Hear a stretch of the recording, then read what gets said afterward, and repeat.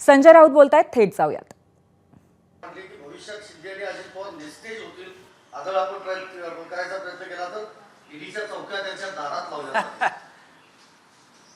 बघा, महाराष्ट्रात किंवा देशभरामध्ये भारतीय जनता पक्षाचं जे राजकारण आहे ते याच पद्धतीचं राजकारण आहे. काल राज्यसभेत संविधानावर जी चर्चा झाली त्या चर्चेमधल्या अनेक प्रमुख नेत्यांचा सूर हाच होता की भारतीय जनता पक्ष हा केंद्रीय तपास यंत्रणांचा वापर करून जे राजकारण करत आहे, जी सत्ता मिळवते आहे, विरोधकांची पक्ष फोडत आहे, घरं फोडत आहे, आणि महाराष्ट्र त्यापासून अपवाद नाही. आम्ही सगळे त्यातून गेलेलो आहोत. आणि एकनाथ शिंदे असतील, अजित पवार असतील, यांना आतापासूनच त्यांच्या पक्षाला ज्या प्रकारची वागणूक मिळते आहे ती पाहता भविष्यात यांचे पक्ष राहतील की नाही ही शंका सगळ्यांना आहे. आजच मी पाहिलं की त्यांना रेशीम बागेत बोलवलं आहे, कुठल्या प्रवचनाला की बौद्धिकाला, असं मी आत्ता पाहिलं. मला माहीत नाही सत्य काय ते. अजित पवार आणि एकनाथ शिंदे यांचं बौद्धिक संघ मुख्यालयात रेशीम बागेत घेतलं जाणार आहे. आता यापेक्षा अजून अधपतन या दोन पक्षांचं काय राहील? ज्या विचारधारेविरुद्ध हे सातत्यानं लढत राहिले, बाळासाहेब ठाकरे असतील, माननीय हिंदुहृदय सम्राट किंवा आम्ही असू सगळे, मुळात त्यांचं बौद्धिक हे दिल्लीमध्ये नेहमी घेतलंच जातं आहे सध्या. आता नागपुरातसुद्धा हे बौद्धिकाला उपस्थित राहणार असतील तर आनंद आहे. त्यांनी शेवटी स्वतःचा पक्ष जो आहे हा फक्त विलीन करण्याचाच बाकी आहे. याला रडारड शब्द वापरलेला आहे. रडारड तर सुरूच आहे प्रत्येक पक्षामध्ये. ती भाजपातसुद्धा आहे, ती अजित पवारांमध्ये. कुठे रडारड आहे, कुठे आदळ अपट आहे, पण आहे. छगन भुजबळ यांच्यासारखा नेता ज्याने अजित पवार यांचा हा गट स्थापन करण्यामध्ये, मी पक्ष म्हणत नाही, गट स्थापन करण्यामध्ये एक भूमिका बजावली. महाराष्ट्रातल्या एका सामाजिक प्रश्नावर एक आपली भूमिका घेतली. आज ते काय बोलतायत, ते काय रडतायत, कोण दादा, कसला वादा, म्हणजे ह्या टोकापर्यंत भांडणं पक्षात सुरू आहेत. शिंदे गटामध्ये पहा ना, ज्यांना मंत्रिपदे मिळाली नाहीत, ज्यांना मंत्रिपदे मिळालेली नाहीत, त्यांच्याकडे निष्ठा वगैरे काही दिसत नाही मला. रडतायत. पुन्हा नागपुरात किंवा मुंबईत येणार नाही. काही लोक बॅगा भरून निघून गेले.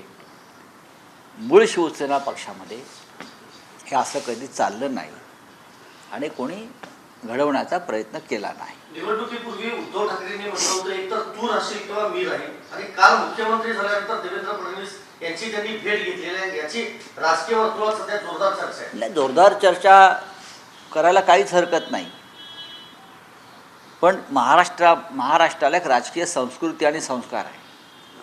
माननीय उद्धव ठाकरे माजी मुख्यमंत्री आहेत, विधिमंडळाचे सदस्य आहेत, ते नागपूरला गेलेले आहेत, नवीन सरकार स्थापन झालेलं आहे. प्रचाराच्या व्यासपीठावरच्या ज्या तोफा असतात त्या थंड पडलेल्या आहेत. महाराष्ट्रात नवीन सरकार स्थापन झालं आहे, त्यांनी उत्तम प्रकारे राज्याच्या हिताचं काम करावं, महाराष्ट्राच्या मराठी माणसाच्या कल्याणाचं काम करावं असं शुभेच्छा देण्यासाठी माजी मुख्यमंत्री गेले असतील तर त्यात फार मोठी खळबळ माजण्याचं कारण नाही. किंबहुना देवेंद्रजी फडणवीस हे जेव्हा मुख्यमंत्री पदाची शपथ घेतली तेव्हाही त्यांनी राज्याच्या सर्व मुख्यमंत्र्यांना फोन करून त्यांच्या शुभेच्छा घेतल्या. मग त्यात शरद पवार जे असतील, पृथ्वीराज चव्हाण असतील, अशोकराव चव्हाण असतील, त्यानंतर उद्धव ठाकरे साहेब असतील. ही पद्धत आहे महाराष्ट्रात. ठाकरेंनी हिंदुत्व सोडलं की येते त्यांचे असं विरोधक म्हणतायत तुमचे. नाही, तुम्ही असं कोणतं हिंदुत्व धरून ठेवलं आहे? शिवसेना, माननीय उद्धव बाळासाहेब ठाकरे यांची शिवसेनेनं कधीही आपल्या मूळ विचारापासून अजिबात फारकत घेतलेली नाही. जे असा विचार मांडतात त्यांची आम्हाला कीव येते. बांगलादेश, अलीकडच्या काळामध्ये बांगलादेशातील हिंदुत्वावरती होणारे हल्ले असतील, सावरकरांचा विषय असेल, दादरच्या हनुमान मंदिराचा विषय असेल, कोण आलं पुढे बचाव करण्यासाठी आणि भूमिका मांडण्यासाठी? आम्हीच आलो ना. दादर रेल्वे स्थानकावरील 80 वर्षापूर्वीच्या मंदिरावर जेव्हा भाजपा सरकारचे बुलडोझर आले तर त्याच्यासमोर आम्हीच उभे राहिलो हे मंदिर वाचवण्यासाठी. जरा पहा तुम्ही. दादा हुसेनच्या मारहाणीबाबत तुम्ही उच्च न्यायालयात गेलेला आहात. न्यायालयीन लढाई सुरूच असते. कोणाला जर आमच्या विरुद्ध कोर्टात गेले असतील आणि तो एखादा निकाल खालच्या कोर्टानं दिला असेल तर त्या संदर्भात वरच्या कोर्टात जाण्याचा अधिकार सगळ्यांना आहे. ठीक आहे, चलिए. भुजबळ म्हणतायत की माझं नाव भाजपकडनं मंत्रिपदाच्या रेसमध्ये होतं, मात्र आमच्या तिघांनी हे नाव कापलं. मला माहीत नाही. मला एवढंच माहिती आहे की ते भाजपचे नेते नसून ते अजित पवार गटाचे नेते होते आणि त्यांच्या समाजाचे नेते आहेत. त्यांचं नाव कोणी कापलं काय हा त्यांचा प्रश्न आहे. पण मला त्यांच्याविषयी माझ्या मनामध्ये पहिल्यापासून एक सहानुभूती आहे. एकेकाळी ते आमचे ज्येष्ठ सहकारी होते, मग ते माननीय शरद पवार साहेबांचे सहकारी झाले, आता ते अजित पवारांचे सहकारी आहेत. भविष्यात पुन्हा तुमचे सहकारी होऊ शकतात. असं आहे की आता त्यांचं वय 79 वर्ष आहे. ते त्यांची लढाई लढतील आणि ते लढाईला समर्थ आहेत, लढणारा नेता आहे. सातत्यानं त्यांनी शिवसेनेमध्ये असतानाही त्यांनी लढाई संघर्ष सातत्यानं केला. बेळगावच्या प्रश्नावर महापौर असताना बेळगावात जाऊन आंदोलन करणारे तेव्हा ते महत्त्वाचे नेते होते. त्यासाठी त्यांना 2 महिन्यापेक्षा जास्त काळ भुजबळ महापौर असताना तुरुंगात राहिले. त्यांना प्रचंड तिकडल्या बेळगावच्या पोलिसांनी, कर्नाटकच्या पोलिसांनी मारहाण केली, डोकं फोडलं त्यांचं, हे आम्ही पाहिलेलं आहे.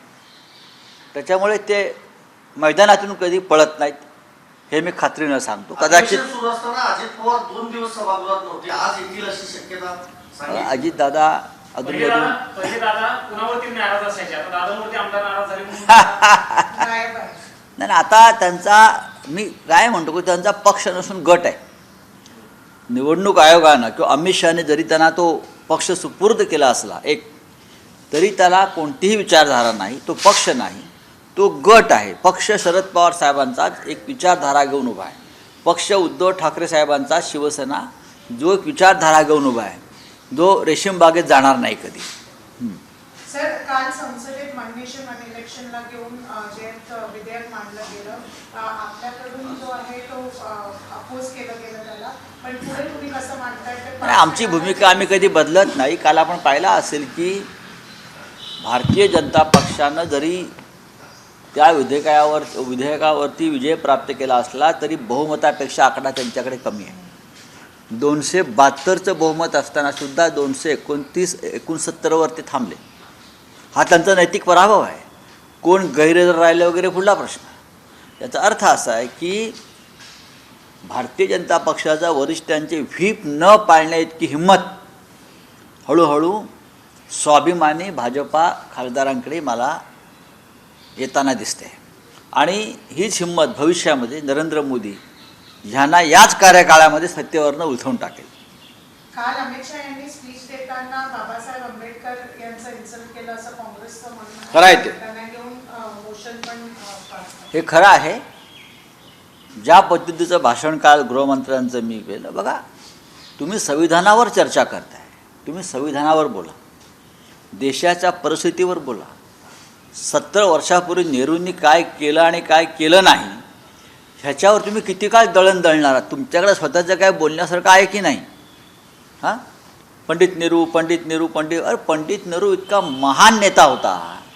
भारतीय जनता पक्षाला त्यांच्याविषयी असूया आहे की आपण नेहरूंसारखं महान होऊ शकलो नाही, नेहरूंसारखं मोठं काम करू शकलो नाही. आणि आजही लोक नेहरू करतात, ही त्यांच्या मनातली असूया आहे. बोलिए. Sir, one nation one election को लेकर जो बिल इंट्रोड्यूस हो गया, आप लोगों का क्या स्टैंड है? आप लोगों ने अपोज भी किया? नहीं, हमने अपोज किया है. ये जो हमारा देश का जो फेडरल स्ट्रक्चर है, हाँ, उसको ये ख़त्म करने की कोशिश है. ये पूरे एक व्यक्ति के हाथ में राज्य और देश की सत्ता रहे, उसके लिए ये बिल आया है. लेकिन वो जो व्यक्ति है जिसके लिए आप ला रहे हो, वो व्यक्ति अपना कार्यकाल पूरा नहीं करेगी. मैं आपको बता रहा हूँ.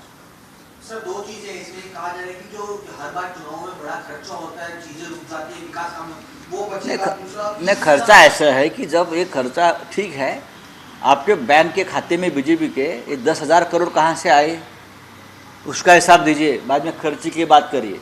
चुनाव में सबसे ज़्यादा खर्चा करने वाली पार्टी अगर कोई होगी, वो भी काला बाजार से लाता है पैसा, ब्लैक मनी, वो बीजेपी है. ये बीजेपी का जो पैसा कहाँ से आता है, वो खर्चा आप कम कीजिए ना.